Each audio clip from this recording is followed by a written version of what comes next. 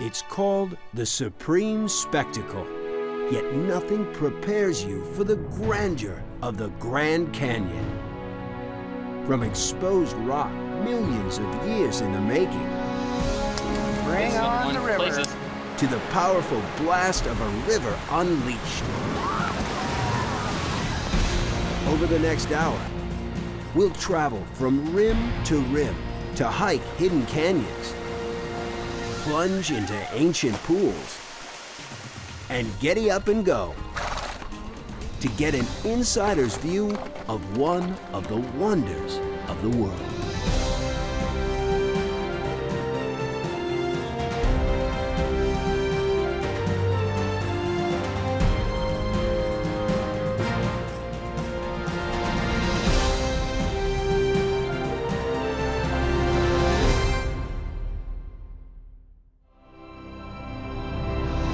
Stretching as far as 18 miles from rim to rim, the Grand Canyon spreads across the northwest corner of Arizona. Each year, millions of visitors from all over the world come to view the stair-step labyrinth of monoliths, where the ever-changing patterns of color and light are an inspiration.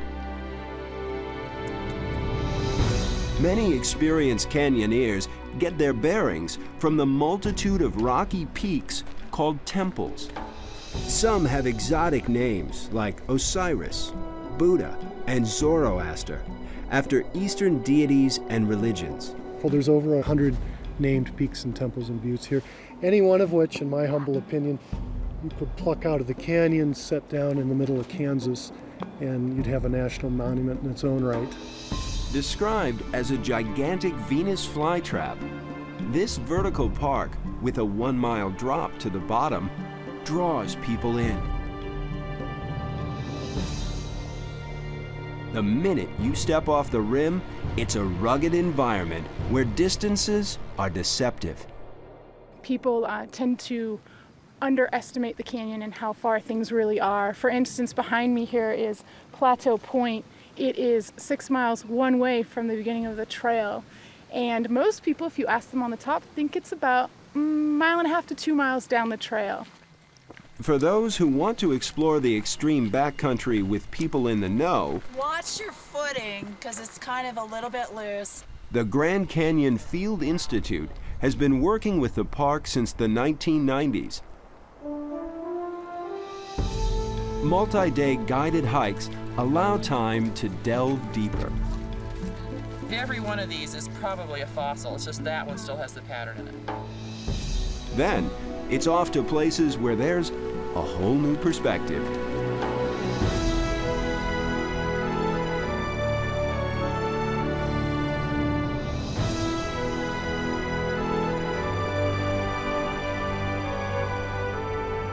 While the spectacular view draws the eye outward, you might not be aware of a parallel world of wildlife. The bobcat, named for its short bob tail, blends into the red rock. For over 100 years, getting to the top and bottom of it has meant hopping aboard another local. These long-eared taxis have been used for hauling supplies and human cargo since the 1890s. This is one of a few places where you'll find working mules. A cross between a donkey and a horse, the unique breeding makes them ideal for the job. And they bring their own personalities to it. A lot of mules will be real sweet and gentle. Okay. And you'll come across some other mules that might be a little more ornery. Come on, Joe. Get up here. We have ambitious mules here. We have lazy mules here. They're a lot different, just like my crew. The South Rim Blacksmith Shop and Mule Barn date back to 1906. Saddles here are still made the old-fashioned way. We do all our sewing by hand. It holds up better. It's the same kind of saddle that was used 100 years ago.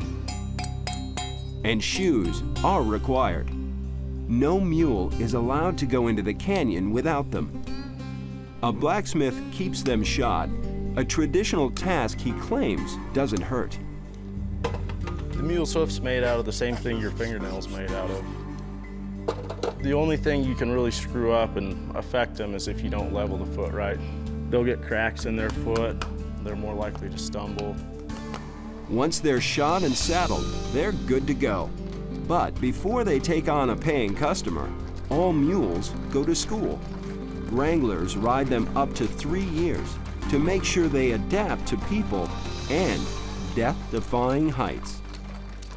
You can think of me as your drill sergeant. Every morning, riders get a briefing that spells out what to expect. You're going to get uncomfortable. You're going to get hot and sweaty and achy and sore and smell like a mule smells. It may not seem like several hours in the saddle can be a workout, but unless you're seasoned, a mule trip is hard on the body. So I am sure that you folks understand. I want you to tell me, there is nothing easy about the Grand Canyon mule ride. There's nothing easy about the Grand Canyon mule ride. Very good. Memorize that. Sir, your mule will be Shelby, that big carton of a mule that General Wayne had. Okay, about 3 foot gap, folks, nose to tail. Once mules get matched up with riders, it's time to hit the Bright Angel Trail. Following an ancient Indian route, it makes a 4,500-foot vertical drop. Numerous switchbacks zigzag to the bottom. While it seems like these mules take to the edge, truth be told, they're just trying to avoid rubbing up against the rocky walls. At the bottom of the canyon, the Kaibab suspension bridge keeps everyone high and dry above the rush of the Colorado River. The bridge and a connecting tunnel were built in the 1920s, but the workers miscalculated and the two sides of the tunnel didn't meet up quite right, making the entrance completely dark. Mules and people have to adapt to it.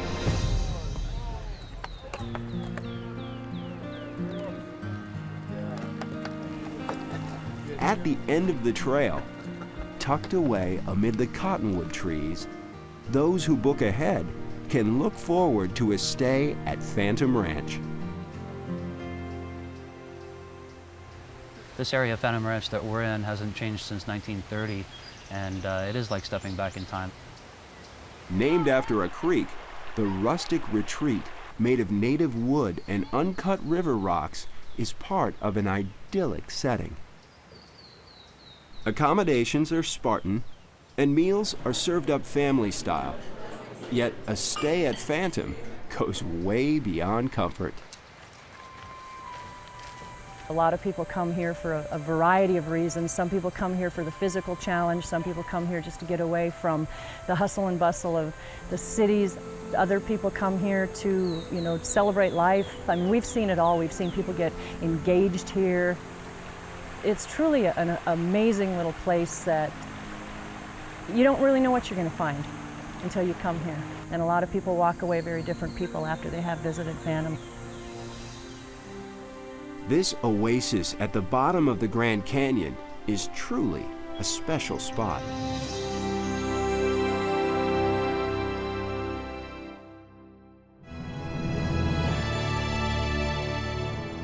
It's called America's Most Scenic Treasure. While you may think of Grand Canyon National Park as one major canyon, at over 1.2 million acres, there's much more than meets the eye. Grand Canyon, as we know it, is huge.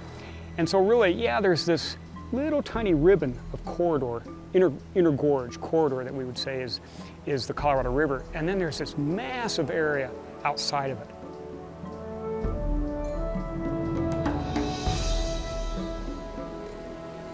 The canyon and its complex maze of interconnecting side canyons tell the story of the Earth. One story is the actual development of all these sediments that we see here. Whether you're in the inner gorge where there's there's all these granites and metamorphic rocks, which are really the roots to mountain ranges that were huge and now have been eroded off. So the development of all these layers that we see here is one story. Then the second story is the very young one. The second story is, well, there happens to be a river cutting over this material, and it's helping to erode it all away. The Colorado River began carving out the canyon a mere 5 to 6 million years ago, making it a relative newcomer in geological time. Fueled by snowmelt and rainfall, and propelled by gravity, many bodies of water converge to make the Colorado River mighty. Treacherous rapids and a long history of adventurers make running the Grand Canyon a trip of a lifetime. The Colorado was always something that I really, really wanted to do. It was kind of like the epic journey. There are many ways to tackle this epic journey. I'm gonna take on the river in a kayak. You can roll it. If you get knocked over, you can come right back up, and so I'm really looking forward to it, because I get to play. You can opt to run the river in a wooden, hard-hulled boat called a dory. These things are meant to just basically touch water and air. When these boats go up on the big water down in the Grand Canyon, the waves can be anywhere from 4 to 25 feet tall. So it's a more visceral ride. Visceral rides are what it's about, no matter what type of boat you're on. The Lee's Ferry launch at the eastern end of the Grand Canyon is where it all begins. Getting ready for the river takes both brains and brawn. Pre-planning means deciding the best gear for the job.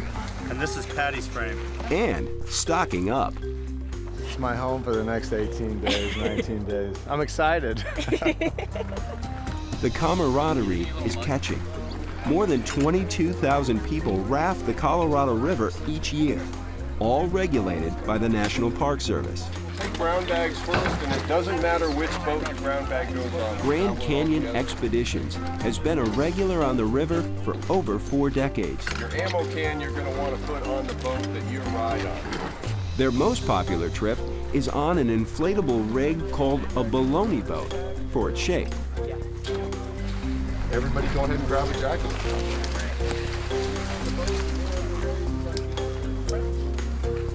Yeah, can you loosen me up a little bit more? Okay, remember my first rule, don't fall off the boat. With everyone on board, it's time to bring on the river.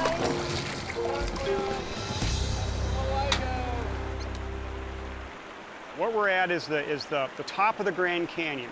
The Colorado River here has come already some 1,000 miles from up high in the Rocky Mountains. It's just crossed the Utah-Arizona border, and now it's going to start plunging into the Grand Canyon.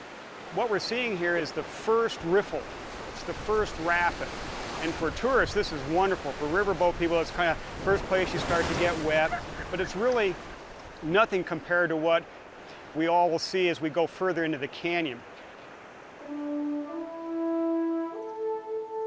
From the water, the Great Gorge narrows as it draws you in deeper. Life becomes day after day after day of Grand Canyon. But the early explorers didn't come here for recreation. The legendary one-armed Civil War veteran John Wesley Powell led the first expedition in 1869. He was doing his mapping and a surveying of the Grand Canyon at that time. Prior to that, the whole area was a blank spot on the map with only conjecture as to where the river flowed. 1938 was the year of the first commercial trips. Back then, mostly men tested their mettle, but it was a maverick boat woman who popularized commercial river running. Georgie White Clark was the first woman to ever row the rapids. but she made an even bigger splash with her innovative design for a new kind of craft, one made of Army surplus rafts. Georgie took 3 of those long donuts and lashed them together. And that way she could carry a lot of people. And so the trips were really cheap. And Georgie was quite a character. She owned her own company. She ran her own boats. Clark called her motorized pontoon rafts G-rigs. What you see today is a variation of Georgie's design. The river drops nearly 2,000 feet in elevation as it moves through the Grand Canyon, a plummet that accelerates the current. So what we're seeing here is a typical scenario. You notice how we have some boiling areas. There's white water, and you can see that there's kind of a curl to it.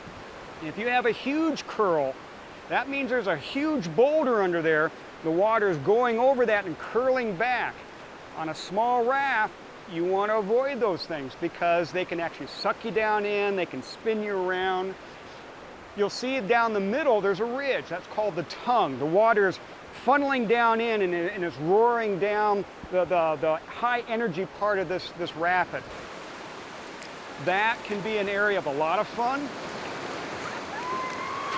and an area that's entirely frightening, and that's where you get the biggest waves.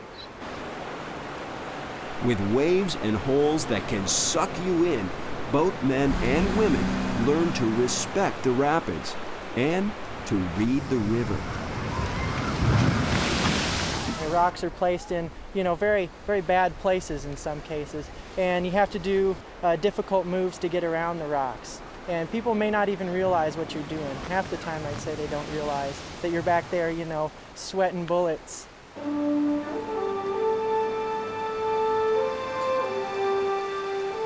But it's not all about whitewater. There's plenty of time to explore side canyons that are sculpted to perfection.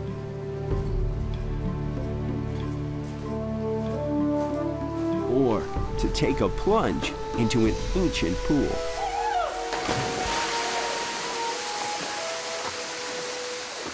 As dusk approaches, camps set up along the inner gorge.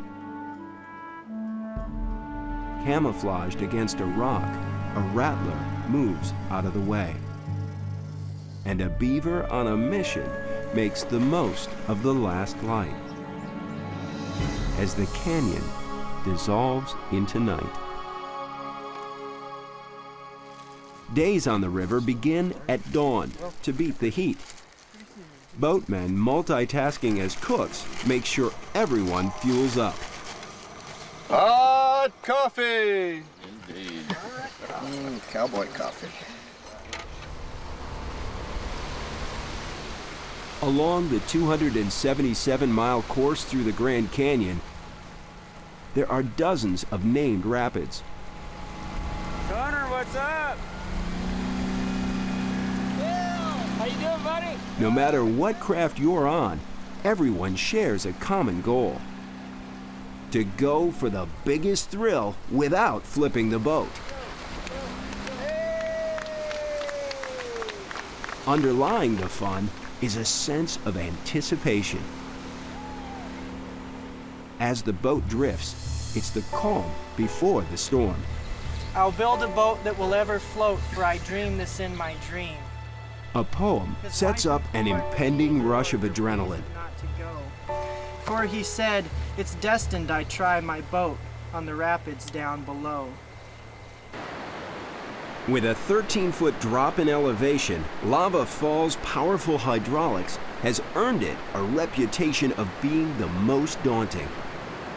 It's big, powerful waves in this rapid. And the lower waves are kicking real good today. They're gonna, if we hit those square, the people on the front are gonna get knocked backwards. Yeah, they should be wet. Anybody want a shot of vodka? Bring on the river. Bring on the river.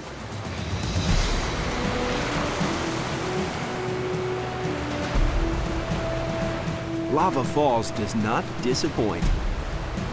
There's only an instant to contemplate what's coming.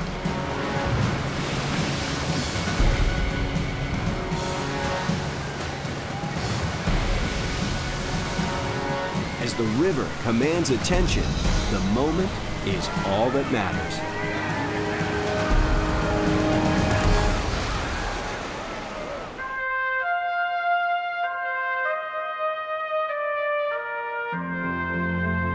In an expanse of endless wonders, 2/3 of Glen Canyon National Park lies north of the Colorado River.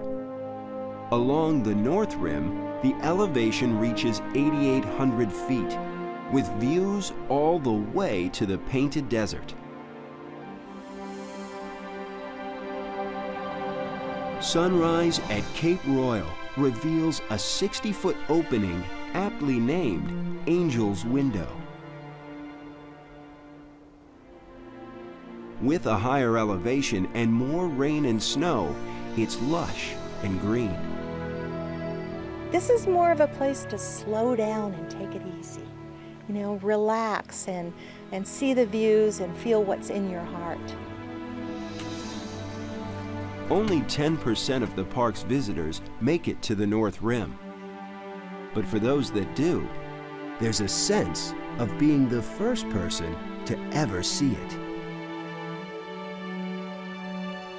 For accommodations, there's only one on the rim. The Grand Canyon Lodge was originally built by the Union Pacific Railroad in 1928. The architect, Gilbert Stanley Underwood, had a vision. He wanted to accomplish something that looked like it fit into the natural environment here. You see it rising out of the rock. He would use the local Kaibab limestone, use some of the lumber from the area, the Douglas fir, the ponderosa pine, and built it just rising right out of the natural scenery. Designed as a destination resort, there's a veranda with a front row seat to the main attraction. Once inside, visitors enter a lofty lobby with a timbered ceiling. Yes, sir. May I help you? One of the first questions they ask is, where's the canyon? And that's the way that the architect designed it. You don't get to see it until you descend down the steps into the sunroom, and then you have these beautiful windows that just open up, and it's an awesome view. Off to the side, a bronze life-size statue of Brighty honors a beloved burro that once roamed the trails. Canyon tradition calls for visitors to rub Brighty's nose for good luck.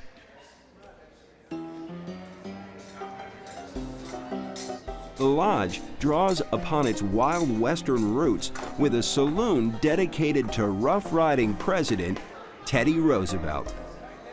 In the main dining room, you can eat with the majesty of the canyon at your table. Lodging here comes in the form of log cabins nestled amid pine trees, where it's all about the view.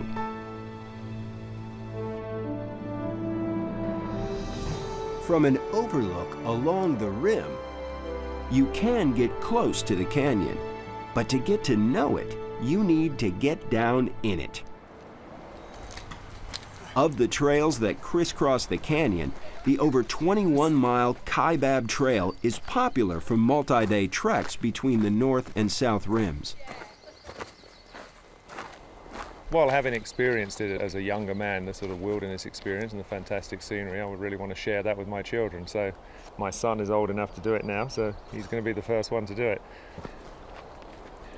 We're going from this side because we've got the higher altitude this side. This is the north rim, so we're going down this side. And then you've got the long trek to the Colorado River, down the canyon, and then up the steep south side. So you see the whole thing. Beyond the beauty, nothing is easy about an elevation loss of over 5,700 feet from the north rim, or a grinding climb of over 4,700 feet to the south rim. It's something that has to be seen and experienced and felt and huffed and puffed, and I'm pooped. If you have strong legs, stamina, and experience, one way to see the canyon is a feat of endurance known as a rim-to-rim run. Alpine runner Maureen Meyer is well aware of the challenges of an extreme sport. The canyon is not forgiving. So starting off in the pine trees in the cold, going down through multiple layers of rock, preparation is certainly necessary to make it safely across the canyon. For her, the payoff goes beyond the physical challenge. I totally enjoy getting down and dirty on the trails and finding the little oases that are so beautiful in their own right. This is cheap therapy. No matter what pace or trail you take, the #1 rule is to respect the canyon. How are you guys today? Fantastic. Good. How far down the trail were you planning on going? Or do you know? No, I don't know. You Just don't know? whenever I get tired enough that... Okay. Bonnie Taylor is a preventative search and rescue ranger whose job is to keep people from getting in too deep. Hiking until you get tired. Can you tell me what might be wrong with that statement? I can't hike back out. Exactly. We actually talk with people and kind of get a feel for where they're planning on hiking. How far down the trail are you planning on going today?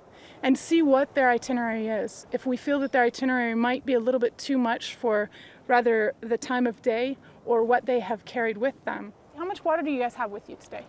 We're not going very far. We try to tell them the possibilities of what may happen if they continue on that route. Do please be careful with the flip-flops when you come. We were going on the bus and we thought, yeah, well, there's exactly. the trail. Well, thank you very much. You guys enjoy the rest of your hike. Thank you. We actually like to tell people that Grand Canyon is an inverted mountain. And most people, when they go for a hike, go up first and then down. Well, here, you go down first and then up. That's where they look up and say, I can't do this. They can, just one foot in front of the other. Despite the rangers' work to decrease the number of incidents, they respond to more than 400 emergencies a year. Yeah, Dave, we'll check the Kayaking trailhead too. At the search and rescue headquarters on the South Rim, rangers keep an eye on the canyon.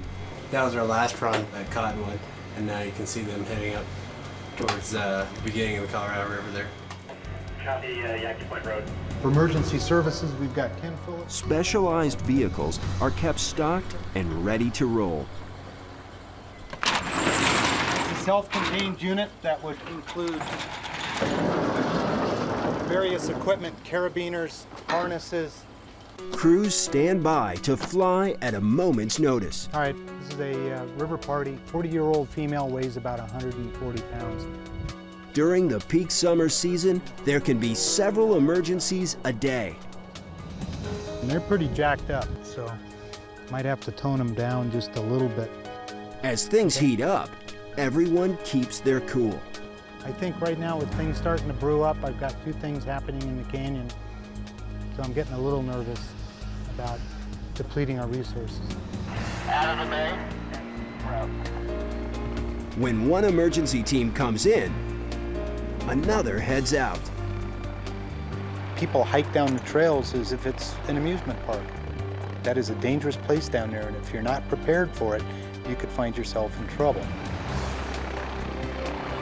At the end of the day, rescue rangers say that the job has its rewards. It's a great feeling. After a difficult rescue that we put a lot of time and energy and effort into, and we actually save that person, that's great. They can go deal with the hospital, and we can go clean up and get ready for the next one.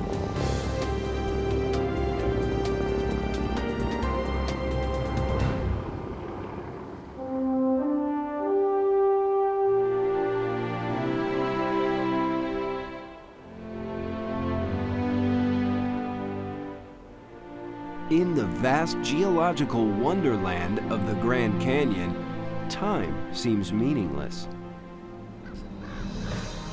Amid the grandeur, the California condor soars.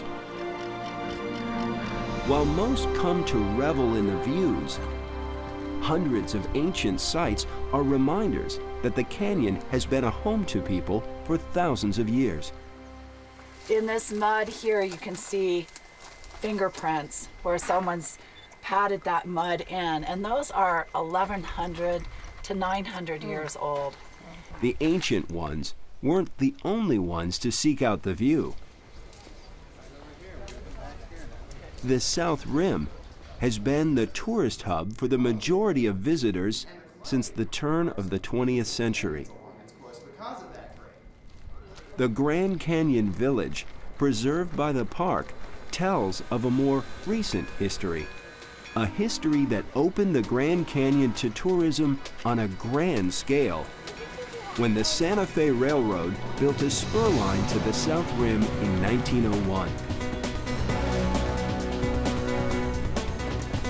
Vintage steam and diesel locomotives recreate this historic run daily.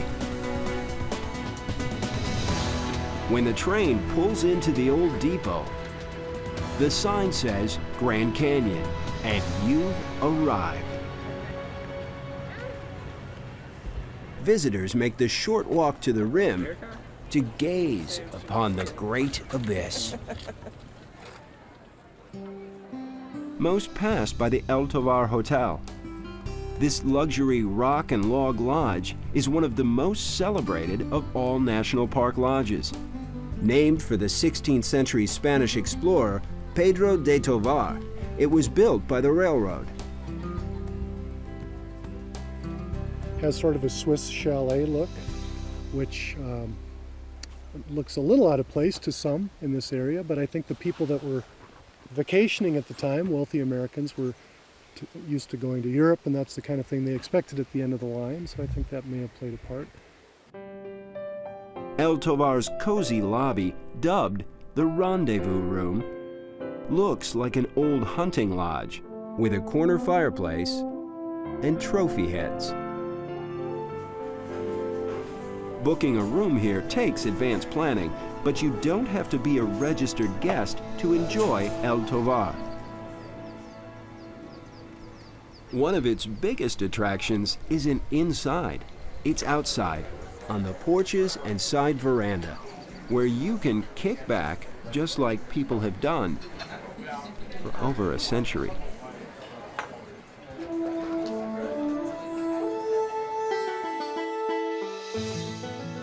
Many of the canyon's early visitors had their trips preserved on film thanks to the work of two enterprising shutterbugs from Pennsylvania, Ellsworth and Emery Kolb.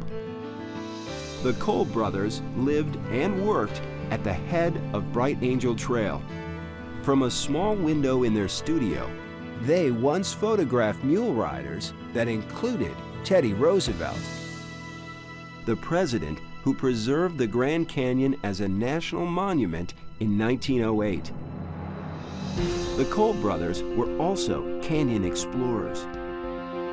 They were the first to ride the Colorado River with a movie camera in the winter of 1911 to 1912. It was a rough trip. The brothers braved swift currents, storms, and frigid temperatures.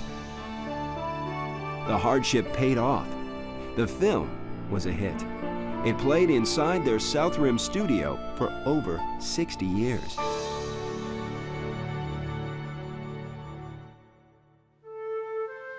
Today, their studio is a bookstore and gallery.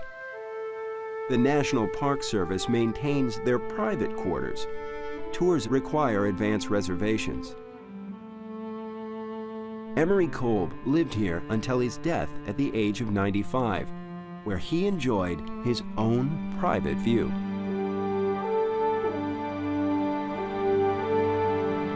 To compete with the Kolb studio for tourist dollars, the Lookout Studio is one of several historic buildings built by the Santa Fe Railroad to make this a grand destination. Beginning in 1905, architect Mary Coulter left her mark with structures that tell of the canyon's past. west of Grand Canyon Village, Hermit's Rest is a highlight. If we look across Hermit Canyon, if you look farther down at the river, there is Hermit Rapid. You have Hermit Canyon, you have Hermit Gorge below us. This whole area was named after a man they considered to be a hermit, Louis Boucher. Nestled into the side of the canyon, Hermit's Rest was made to look like Boucher's refuge.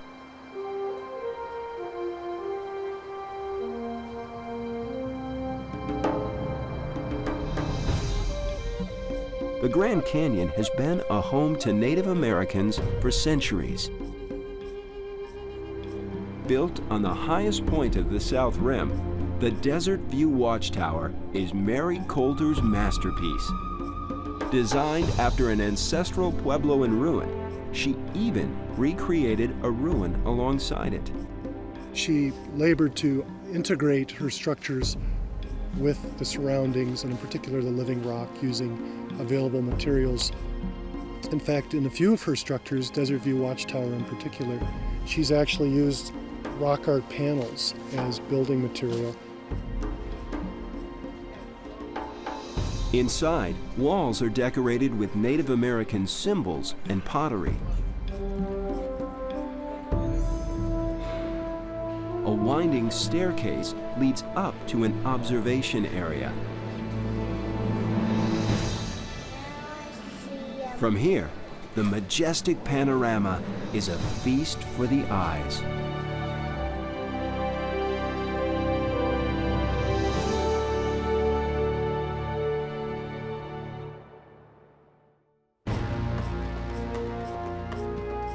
It may surprise you to learn that the Grand Canyon isn't all national park lands.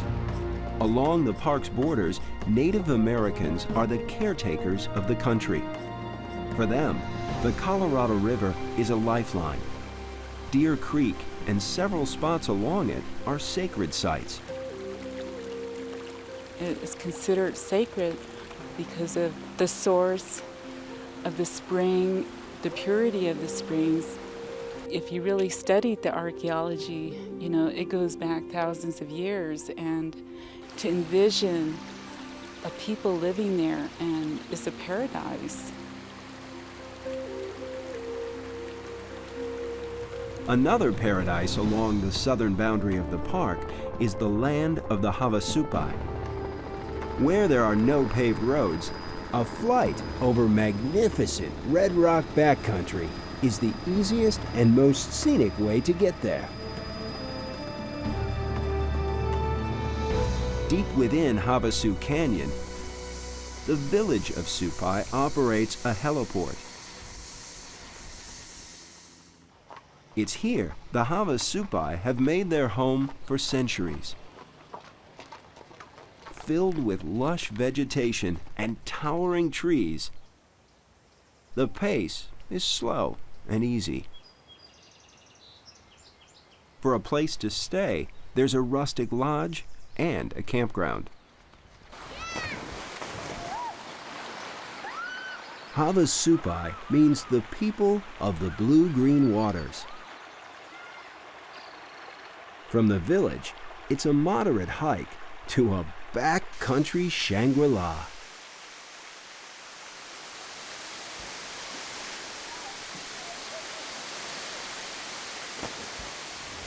Coming down here for the first time is definitely a shocker to most people, because you have the waterfalls, you have the red rock, you have the blue water, you have the green around. It looks like a Hawaii / Caribbean island / Grand Canyon, and you just don't know what to think at first.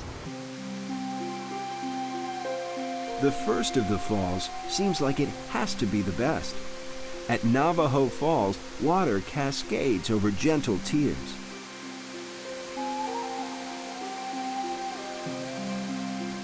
And it's just the beginning. A trail winds down to the most famous flow.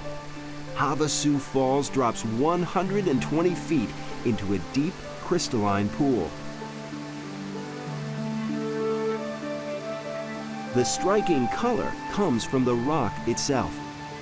Light reacting with the dissolved limestone in the water turns it an incredible shade of turquoise. In a place where the surroundings are superlative, yet another waterfall is on par with the rest. At the majestic Mooney Falls, roaring water drops almost 200 feet.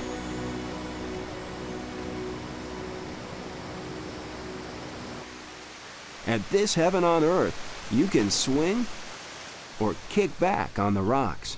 Most people who come here are hikers and adventurers and outdoors people.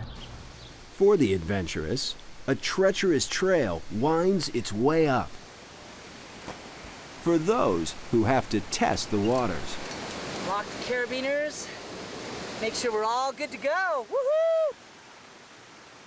although not permitted inside the park, a harrowing rappel at Mooney Falls requires special permission from the Havasupai and the proper gear. Going down, you have more time to absorb the moment, really view the waterfall for itself. You set up an anchor system and go down with a double rope, 11 millimeter, and it's absolutely incredible.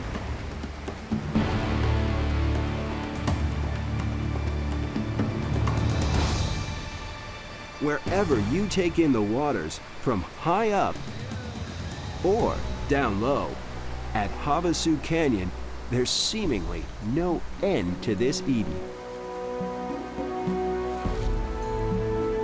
The blue-green waters make their way to more tranquil lower cascades. Eventually, everything flows into the Colorado River.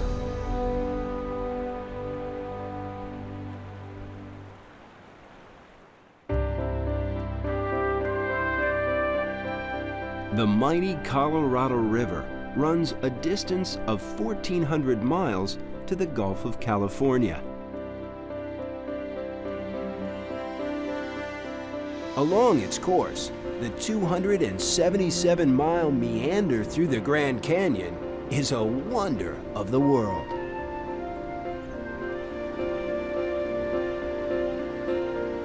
Yet, it was almost changed forever.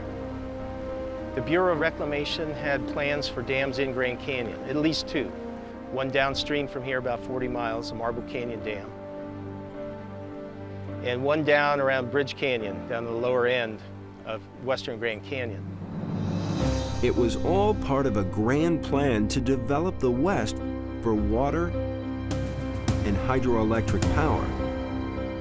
At first, the influential Sierra Club was willing not to oppose the dams for a compromise. The Sierra Club said, well, we'll let you put dams in the Grand Canyon as long as we have elevators that can get to the bottom so that people can go down there, see the river, and fish. The fates intervened when one man took a stand.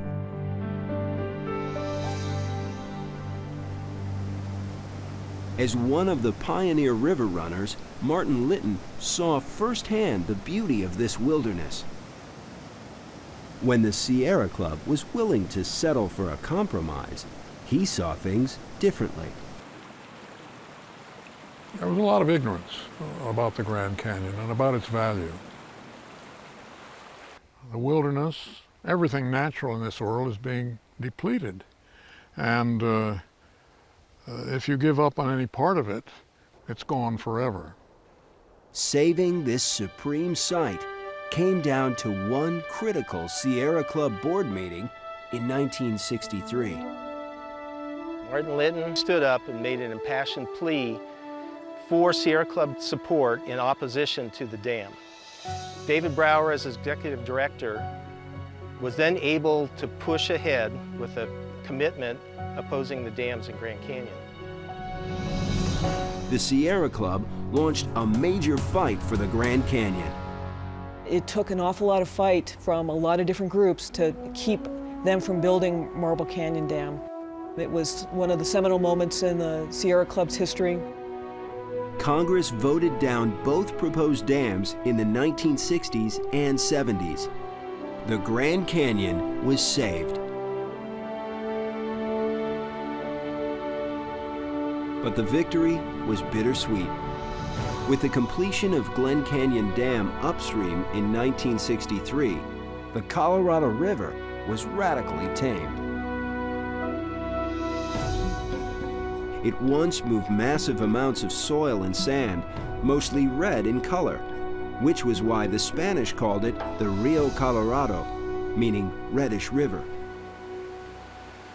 Where you previously had a very sediment-laden, highly variable desert river, it's essentially turned into almost like a mountain stream. It's very, very cold, clear water. A lot of that sediment was key to making sure that the system functioned. In a novel experiment, scientists periodically opened the generators and bypass tubes of Glen Canyon Dam. What we tried to do with the controlled floods is to try to reestablish some of the processes that were in place prior to the dam, and also try to reestablish some of the sediment load and rebuild beaches and some of the nearshore habitats. It's hoped the experimental flows will lessen the impact of the dam on the Grand Canyon.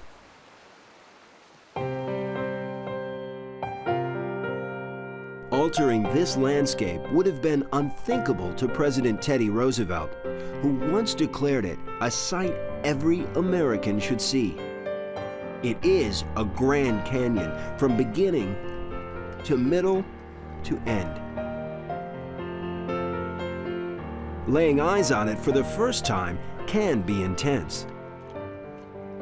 I just started laughing, but some people will cry. It catches some people in such an extreme way that they've documented 6 fatalities of people when they came up and took their first look at the canyon, actually got that visual shock, that touch of vertigo, lost their balance and fell over and were killed. So it's a killer view. Locating the best view, killer or otherwise, is often a matter of personal choice. The sheer beauty and scale can make it a journey of discovery.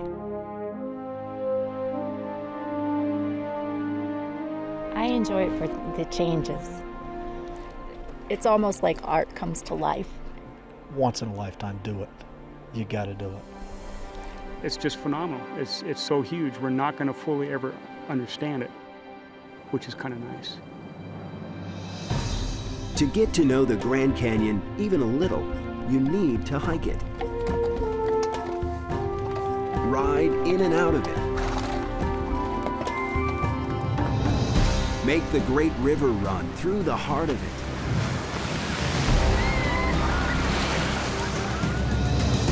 Explore its remote backcountry and hidden side canyons. Take time to revel in the blue-green waters. Plunge into paradise. Or simply stand in awe of it.